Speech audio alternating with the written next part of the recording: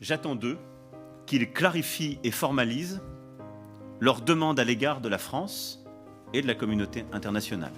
Souhaitent-ils notre présence? Ont-ils besoin de nous? Je veux des réponses claires et assumées sur ces questions. Je ne peux ni ne veux avoir des soldats français sur quelque sol du Sahel que ce soit, alors même que l'ambiguïté persiste à l'égard de mouvements anti-français. Je souhaite que nous puissions organiser une présence internationale plus forte et structurer au Sahel une nouvelle coalition autour de nous, en lien avec nos partenaires européens déjà présents.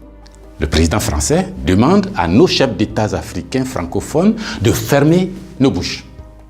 Parce que, selon lui, nous cultivons un sentiment anti-français. Mais vous savez très bien que c'est faux. Monsieur le président Macron, il n'y a pas de sentiment anti-français ici. Ce que vous appelez sentiment anti-français, d'ailleurs, comment vous allez présenter ça? Je suis en train de parler en français là. J'ai rien contre le français en tant que langue. Je ne parle pas en sénoufou ou en djoula ou en sérère ou en wolof ou je ne sais quoi, soninké, bambara ou quoi d'autre.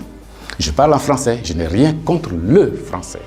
J'écris, je m'exprime, je travaille en français. Je n'ai rien contre les Français. Nous n'avons ici en Afrique francophone rien contre les Français. Ils sont nombreux, ils ont des entreprises, ils créent des emplois pour nous, ils payent des impôts. Nous sommes nombreux à travailler avec eux, à travailler pour eux. Ils travaillent souvent pour nous. Nous sommes des amis, nous nous marions, nous vivons ensemble ici comme en France sans aucune animosité. Donc, ce n'est pas un sentiment contre les Français ou contre le Français. Ce que vous appelez sentiment anti-français en réalité, c'est un ras-le-bol, c'est une révolte, c'est un refus de la mainmise de l'État français sur nos autorités et par ricochet sur nos économies, sur nos peuples. C'est ce que nous refusons. Les relations incestueuses entre l'État français et les États africains, c'est ce que nous refusons. Les relations de connivence entre l'État français et les États africains, c'est ce que nous refusons.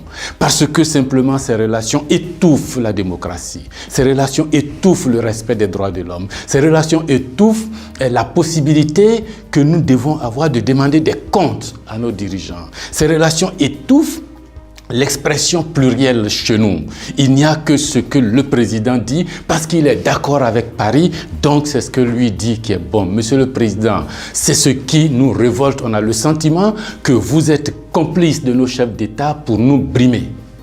On a le sentiment que les droits de l'homme que vous faites respecter en France, les libertés individuelles que vous faites respecter en France, la Déclaration universelle des droits en France, déclaré là-bas par vos ancêtres, Monsieur le Président, on a l'impression que vous considérez que nous, en Afrique, on n'a pas droit à cela. Nous, en Afrique, on n'est pas digne de cela. Nous, en Afrique, on n'est pas suffisamment humain pour avoir les droits humains. C'est ce qui révolte cette jeunesse-là. La conséquence, vous voyez chaque jour de nombreux jeunes essayant d'aller là où les droits sont respectés, là où les libertés sont respectées, là où on a le sentiment qu'ils sont des hommes. C'est ce qu'il faut changer, Monsieur le Président. C'est ce qu'il faut changer. Vous pouvez parler 1000 fois à nos chefs d'État, vous pouvez leur donner des instructions 1000 fois, mais ça ne changera rien dans la tête des populations africaines ici, dans l'esprit des populations africaines ici. L'idée est que nous voulons redevenir des hommes libres. Nos ancêtres ont été vendus comme des marchandises par vos ancêtres. Comme des marchandises. Pendant de 1500 à 1890, c'est par là, comme des marchandises. Nous fermons les yeux là-dessus. Nos parents ont été gouvernés par la décision que vos parents ont prise à Berlin de venir s'accaparer nos territoires, nous-mêmes, nos fleuves, nos rivières, nos matières premières, de prendre possession de nous. Ça a duré près d'un siècle. Fermons les yeux là-dessus. Vos prédécesseurs ont considéré que nos chefs d'État devraient être juste des délégués pour eux, pour nous maintenir ici. Comment on peut avoir le sentiment français quand on descend à l'aéroport d'Abidjan, le boulevard qu'on prend s'appelle Giscard d'Estaing. Le pont qu'on emprunte s'appelle De Gaulle. Et la route qu'on utilise pour aller à l'université s'appelle boulevard Mitterrand. Et puis partout, on a Trèche-la-Plaine, Port-Bouët, Binger. Non!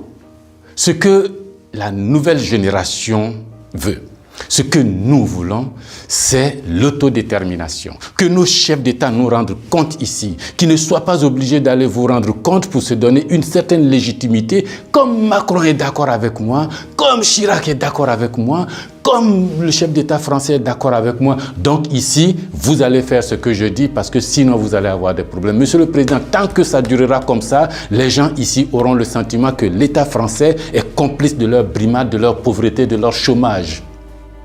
C'est ce que nous voulons changer. C'est ce que nous voulons changer. Renvoyer Kako Noboko, renvoyer Kemi Seba, renvoyer Nathalie Yamb, contester les propos de Salif Keïta ou je ne sais qui d'autre, ça ne changera rien.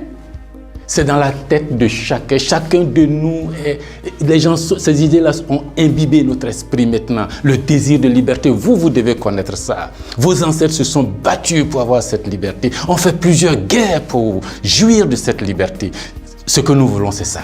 Liberté de commerce, liberté de nous organiser, nous autodéterminer, faire ce qui est bon pour nous sans nuire à vos intérêts. Mais ça ne vous dit pas de venir nous imposer vos intérêts.